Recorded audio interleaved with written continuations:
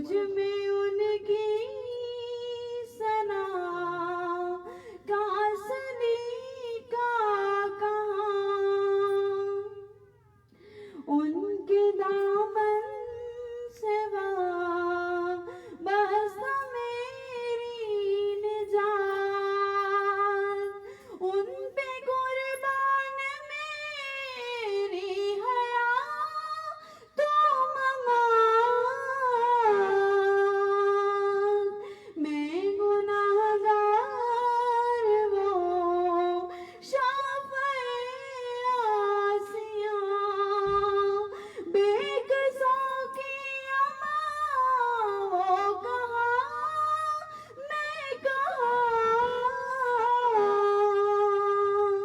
मुझ में उनकी सना का सलीका कहाँ, वो मदीना नगी ना है जो अर्श का, वो मदीना बरम जो बना फर्श का, वो मदीना जहाँ रहमतें बेकरां, मैं भी पहुँचूँ वहाँ वो कहाँ मैं कहाँ। मुझ में उनकी सना का सलीका कहाँ, बेकसों की अमा वो कहाँ मैं कहाँ। मुझ में उनकी सना का सलीका कहाँ। माशाल्लाह जी, माशाल्लाह।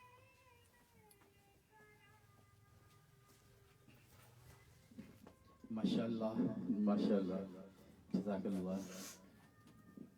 हमेशा से डॉक्टर राफिया साहबा बहुत खूबसूरत अंदाज में नबी पाक सल्लल्लाहु अलैहि वसल्लम पे दुरूद व सलाम और नात पेश करती हैं। तो आज जैसे अभी बात हो रही थी, आज का जो हमारा टॉपिक है वो लिकोडर्मा, और इंशाल्लाह इसमें बहुत ही खूबसूरत अंदाज में हमेशा जैसे आज तक हर टॉपिक को बहुत खूबसूरत अंदाज से बयान किया, उसका बैकग्राउंड और उसके रूट्स और होम्योपैथी में उसको कैसे देखा जाएगा और कैसे उसको ट्रीट किया जाएगा। अल्हम्दुलिल्लाह बहुत खूबसूरत अंदाज में हमारा जो लास्ट लेक्चर था डॉक्टर अली शहबाज साहब का, बहुत ही काबिल तारीफ और यकीनन बहुत मेहनत करते हैं। अल्लाह पाक इनको जज़ा अता करे। और यकीनन जो हमारा आज का लेक्चर होगा वो भी इसी तरह से एक खूबसूरत अंदाज में आपके सामने बयान किया जाएगा। मैं दावत देता हूँ जनाब डॉक्टर अली शहबाज साहब को सरापाएं और लिकोडर्मा के हवाले से होम्योपैथी में हमारी मावरत फरमाएं। डॉक्टर अली शहबाज साहब।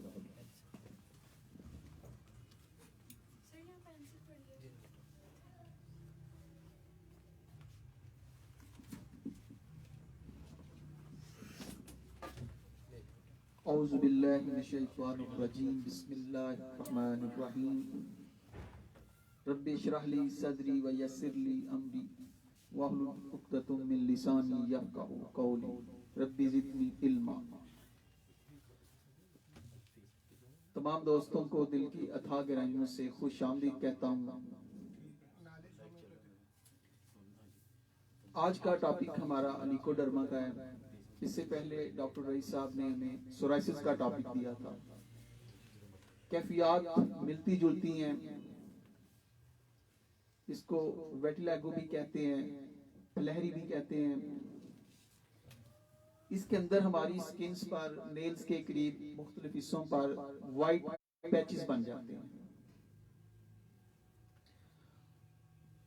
और ये जो वाइट पैचेस बनते हैं, हमें इसकी रीजनिंग का इल्म होना चाहिए कि ऐसा क्यों होता है। हमारी बॉडी के अंदर किसी भी किस्म की अगर कोई डिस्ट्रक्शन हो रही है या वहां पर किसी भी किस्म की एक्टिविटी हो रही है, और उनके साइन और सिम्टम का एज ए डॉक्टर होने के नाते हमें जरूर इल्म होना चाहिए। तो इसके अंदर क्या होता है कि इस जो हमारे पिगमेंट सेल होते हैं, पिगमेंट का मतलब होता है जो पिगमेंटेशन, रोगन देने वाले, रंग करने वाले, वो डिस्ट्रॉय हो जाते हैं, वो ठीक तरीके से अपना फंक्शन अदा नहीं कर सकते हैं। और इस कायनात में जितनी भी जानदार हो, चाहे बर्ड्स हो, चाहे एनिमल्स हो, जो भी मखलूक हो, उनमें जो कलर का प्रोसेस होता है, जो स्किन की कलर्स होती है, वो इन सेल्स के सुपुर्द होती है। और जब इनकी डिस्ट्रक्शन हो जाती है तो ये ठीक तरीके से अपना फॉल सर अंजाम नहीं दे सकते। इसकी जो रीजनिंग है उसके अंदर ऑटो इम्यून डिजीज का डिस्टर्ब होना जो है, जो हमारा वाइटल फोर्स है उसका डिस्टर्ब होना और ऑटो इम्यून डिजीज का होना, इसका अहम रोल अदा किया समझा जाता है। इसका साइंटिफिक तौर पर अभी तक जो रिसर्च है वो किसी भी बेसिक एविडेंस पर नहीं है। कुछ की रीजनिंग है कि ये जेनेटिक डिसऑर्डर है, हेरिडिटरी है कि एक खानदान से ये दूसरे खानदान में जाता है। और पिछली दफा भी आपको कहा गया था कि जो हेरिडिटरी डिजीज होती हैं वो जेनेटिक डिजीज कहलाती हैं, क्योंकि वो जाके डीएनए में उनका जो होता है वो उसका इंफॉर्मेशन जो होता है वो रॉन्ग हो जाता है। तो हमारा जो इम्यून सिस्टम होता है, जो हमारा बॉडी डिफेंस मैकेनिज्म है, वो बजाय इसके कि वो जरासीम या वायरस के खिलाफ अटैक करे, वो अपने ही इम्यून सिस्टम के खिलाफ अटैक कर देता है। अब इसके होने के अंदर डिप्रेशन का भी रोल हो सकता है, हमारा लाइफस्टाइल हो सकता है, हमारे एक्सटर्नल इंटरनल इंप्रेशन हो सकते हैं, हमारा ग्रीफ हो सकता है। तो अब जब हम इसको ट्रीट करेंगे तो सबसे पहले हमें ये इल्म होना चाहिए कि क्या ये 2 दिन के अंदर ट्रीट हो जाएगा या इसको टाइम लगेगा। तो अगर हम अपने पेशेंट को कहेंगे कि भाई ये तो कल ठीक हो जाएगा, ये 2 दिन में ठीक हो जाएगा, तो ये बहुत ही रॉन्ग होगा। ऐसे जो प्रॉब्लम है वो ठीक होने के लिए बड़ा टाइम लेते हैं।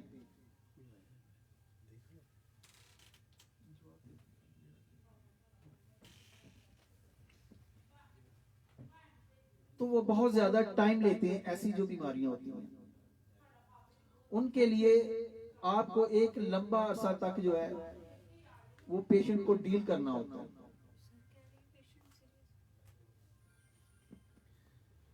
तो ऐसी कंडीशन जो होती हैं इनको जाहिर बात है कि ये ग्रेजुअली हमारे जिस्म पर इफेक्ट शो करती है, एकदम ऐसा नहीं होता है। तो लिकोडर्मा का ट्रीटमेंट करने के लिए आपको ऐसी मेडिसिन दरकार होंगी जो या तो मियास्मेटिक अप्रोच रखती हूं, जिनका जीन्स पर इफेक्ट हो, उसके बाद वो मेडिसिन का सेट आ जाता है जिनके अंदर वो क्राइटेरिया हो, वो सिम्टम्स मौजूद हो। और तीसरी सबसे जो इंपॉर्टेंट चीज है वो है आपका कॉन्स्टिट्यूशनल रेमेडीज, कि जो कॉन्स्टिट्यूशन रेमेडीज होती हैं उनका एक बड़ा जबरदस्त रोल होता है। क्योंकि हमारी होम्योपैथी में जो बेस्ड है वो इनफरादियत है, यानी कि आपको ऐसी मेडिसिन रिक्वायर होगी जो मरीज की इनफरादियत के बिल्कुल मुताबिक हो। अब देखते हैं कि हमारे पास चंद अहम अद्वियात का सेट मौजूद है, जैसा कि आर्सेनिकम सल्फलेव है। लेकिन दोस्तों हकीकत यह है कि लोग साल तक इस दवा को इस्तेमाल करवा रहे हैं, लेकिन अभी तक मेरे ख्याल में बहुत कम पेशेंट ऐसे होंगे कि जो इससे मुकम्मल शफा याब हुए। लोग कहते हैं कि जनाब हम साल इस दवा को इस्तेमाल करते रहे हैं, लेकिन वो खास रिस्पांस जो होता है वो नहीं मिल रहा। अगर तो वो उस क्राइटेरिया के ऊपर मेडिसिन दी जा रही है तो आपको रिस्पांस मिलेगा, अदरवाइज आपको रिस्पांस नहीं मिलेगा। जैसा कि पिछली दफा भी मैंने कहा था कि जो हमारे स्किन के सेल्स होते हैं उसकी अगर फॉर्मेशन को आप देखें तो उसके अंदर आपको प्रोटीन भी मिलेगा, उसके अंदर आपको मिनरल्स भी मिलेंगे, उसको उसके फॉर्मेशन में आपको वाटर भी मिलेगा। तो यानी कि वो अद्वियात जिनमें सल्फर है उसका अहम रोल होगा। इसी तरीके से आर्सेनिकम एल्बम का बड़ा इंपॉर्टेंट रोल होगा, कैलकेरिया कार्ब का बड़ा इंपॉर्टेंट रोल होगा।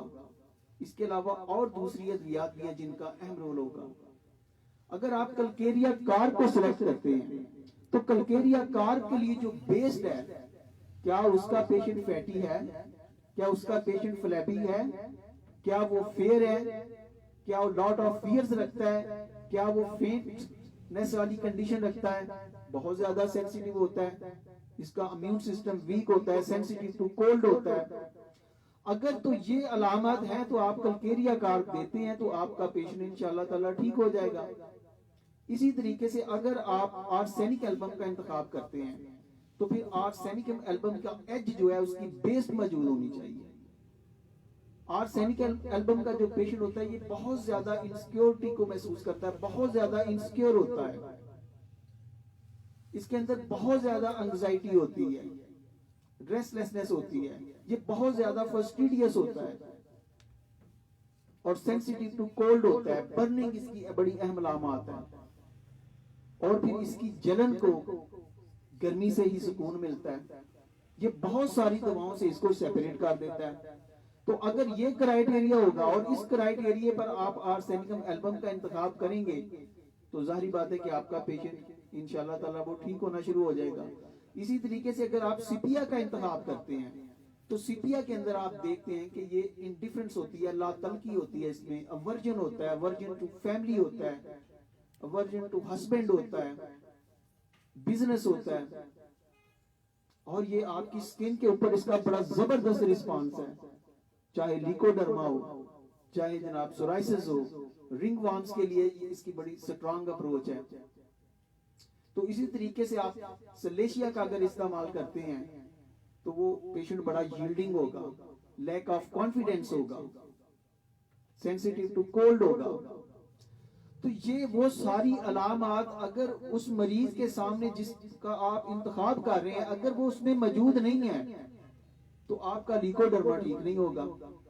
अब अगर ये समझते हैं कि ये लेक्चर में मैं आपको 4 या 5 मेडिसिन दूं, बताऊं कि भाई आप इनको इस्तेमाल करें तो आपका लिकोडर्मा ठीक हो जाएगा, तो इसका जवाब होगा नहीं, बिल्कुल ऐसा नहीं है। आपको दवा कॉन्स्टिट्यूशनल देनी है, आपको दवा वो देनी है जो इनफरादियत पर पूरा उतरती हो।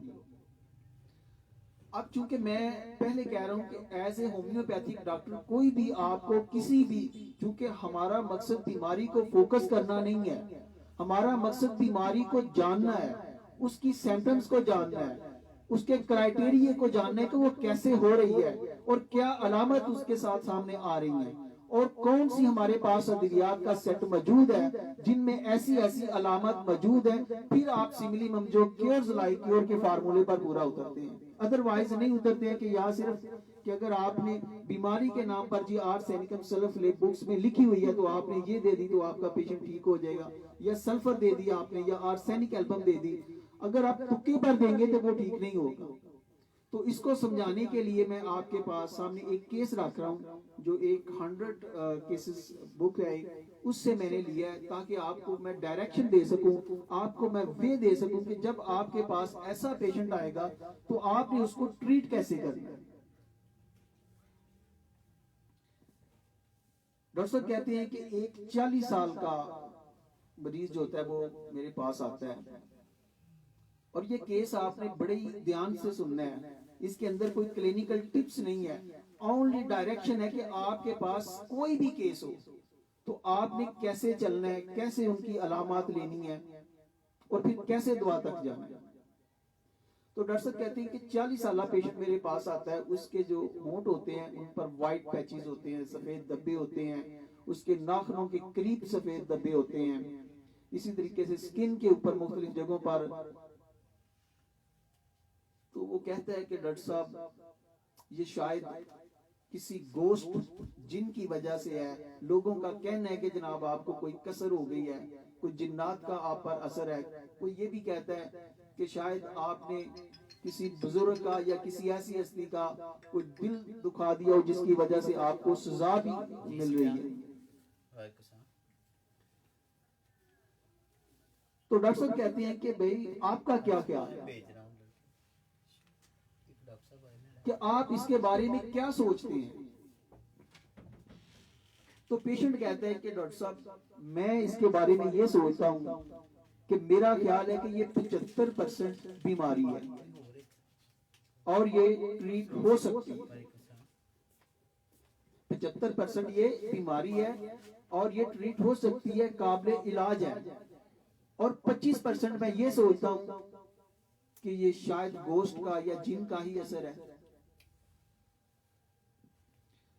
डॉक्टर साहब उससे दूसरा क्वेश्चन करते हैं कि भाई अगर आपके ये जो व्हाइट पैचेस हैं, सफेद धब्बे हैं, इनकी वजह से आपको क्या प्रॉब्लम है, आप इनसे क्या महसूस करते हैं। तो पेशेंट जो होता है वो बहुत ज्यादा फियरफुल नजर आता है। वो कहते हैं कि डॉक्टर साहब मैं बहुत ज्यादा खौफ महसूस करता हूं, मुझे खौफ है इनके साइज बढ़ जाने का, कि यार ये साइज में बढ़ जाएंगे। तो डॉक्टर साहब बोलते हैं कि यार अगर ये साइज में बढ़ जाएंगे तो जो इससे रिलेटेड आपको खौफ है वो किस चीज का है। अगर आपको कोई नुकसान नहीं दे रहे तो बढ़ते हैं तो बढ़ने दें। उसने कहा नहीं डॉक्टर साहब अगर ये साइज में बढ़ गए तो मैं अपने गांव जिसको मैंने 10-12 साल से छोड़ा हुआ, मैं दोबारा वापस नहीं जा सकता। क्योंकि अगर मैं गांव जाऊंगा तो लोग समझेंगे कि इसको वाकई कोई ना कोई ऐसा प्रॉब्लम है, इसको वाकई कोई साया है या कोई असर है या कोई बददुआ है। तो जब लोग ये सोचेंगे तो मैं गिल्टी फील करूंगा, मुझे बहुत ज्यादा नदामत होगी। मैं इन पैचेस के साथ मैं अपने आप को इस सांसे कम तरी में मुब्तला ख्याल करता हूँ। जब मैं दूसरे लोगों को देखता हूँ तो वो तो बिल्कुल ठीक नजर आते हैं, लेकिन जब मैं अपने पैचेस को देखता हूँ तो मुझे एहसास कम तरी होती है। मैं उनके सामने ठीक तरीके से बात नहीं कर सकता, कि मुझे लगता है कि मुझे में कुछ कमी है, मैं अपने आप को गिल्टी महसूस करता हूँ। तो डॉक्टर साहब अगर ऐसे ही मैं जाऊंगा तो हो सकता है कि मेरे बच्चों का फ्यूचर खराब हो जाए, कोई मेरे बच्चों से शादी ही ना करे। तो इस वजह से डॉक्टर साहब मैं बहुत ज्यादा परेशान हूं।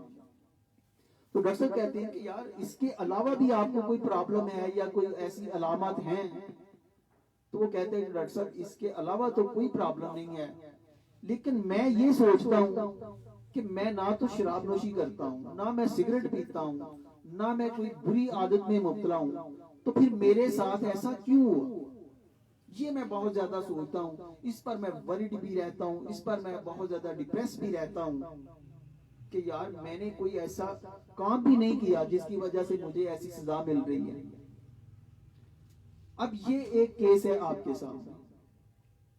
अब हो सकता है कि आप के सामने कोई और बीमारी आ जाए, लेकिन मरीज जो है ऐसी ही आपके सामने कैफियत बयान करे। तो एज अ होम्योपैथिक डॉक्टर अब आपने क्या करना है। अब सबसे पहली चीज कि ख्वाह बीमारी भूल जाए लीकोडर्मा, यहाँ पर छोड़ दें कि उसे लीकोडर्मा है, उसे सोराइसिस है, उसका लीवर का साइज बढ़ चुका है या उसका किडनी का प्रॉब्लम है, कोई भी उसको रिलेटेड प्रॉब्लम लेके आपने अब ये जो सिम्टम्स उसने दी हैं, असल में ये आपकी डायरेक्शन है, ये आपका वे है, इसमें से आपने मेडिसिन को तलाश करना है। तो सबसे पहला जो रूब्रिक आपका बनता है वो है सुपरस्टिशियस, कि ऐसे मरीज जो आपके आकर आपके पास कहते हैं ना कि डॉक्टर साहब असल गल ये जे मैं ठीक इस वास्ते नहीं हो रहा कि मैनू लगदा है कि मेरे ते किसी ने कुछ ना कर छड्या होया, मेरे ते किसी ने कुछ कर छड्या ते इस वास्ते दवाइयां जेड़ियां मेरे ते जेड़ियां ना बेकार है, इस वास्ते मैं किसी बाबे नू लभना पिया।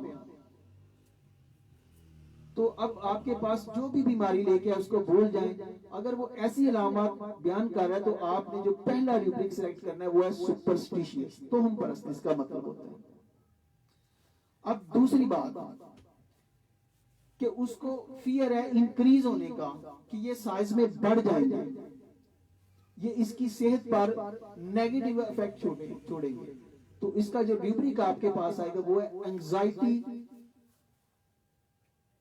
फियर, दोनों में एंजाइटी भी आ सकता है, फियर भी आ सकता है अबाउट हेल्थ। ये दोनों रूब्रिक आप जो है ये सिलेक्ट कर सकते हैं कि उसको हेल्थ का जो है तशवीश है या हेल्थ के मतलब उसको खौफ है।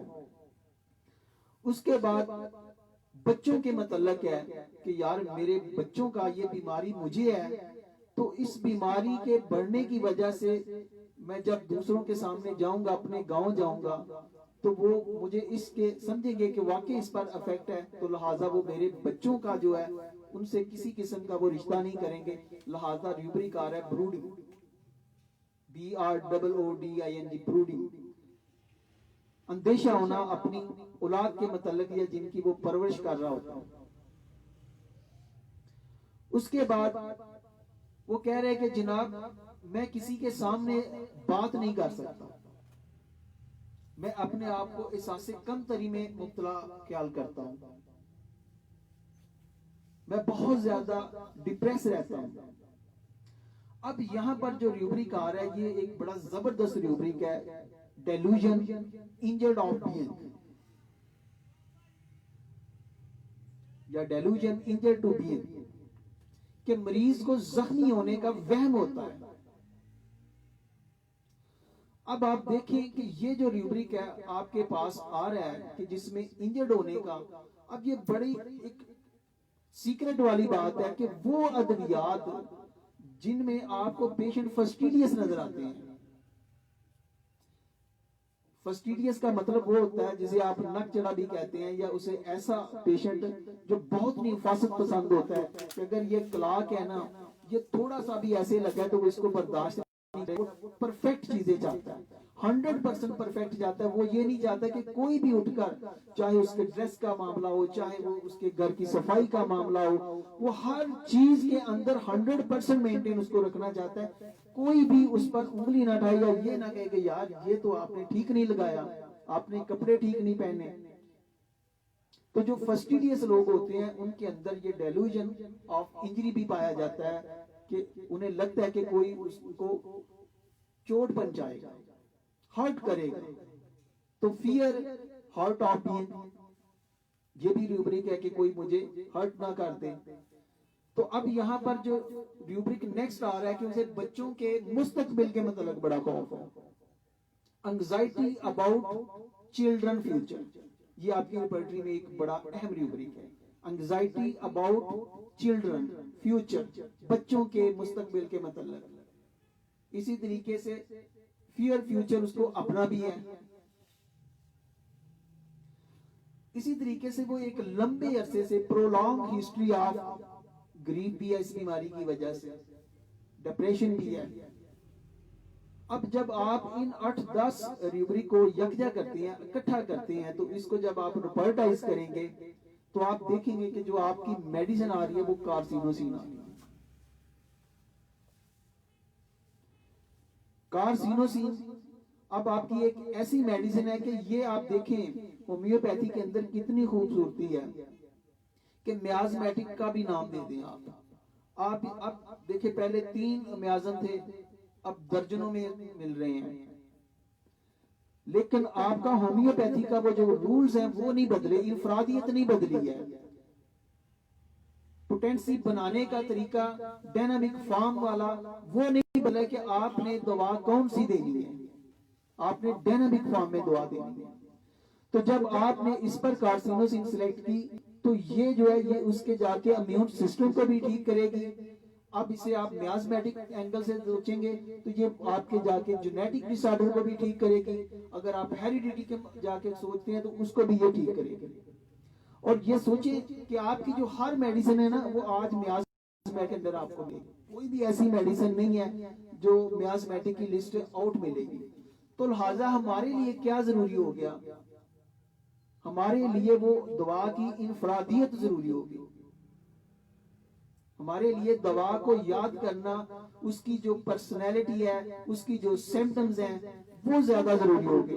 और क्रानिक कंडीशन में जितनी भी मेरे भाई बीमारियां होती हैं उनको आप उस वक्त तक आपकी रियल अप्रोच नहीं हो सकती है, उस वक्त तक आपका सिमिलीमम जो है वो आप उनको फॉलो नहीं कर सकते हैं जब तक कि आप मरीज की इनफरादियत पे जाके मेडिसिन का इंतखाब नहीं करते। इसी के साथ इजाजत चाहूंगा, अल्लाह हाफिज।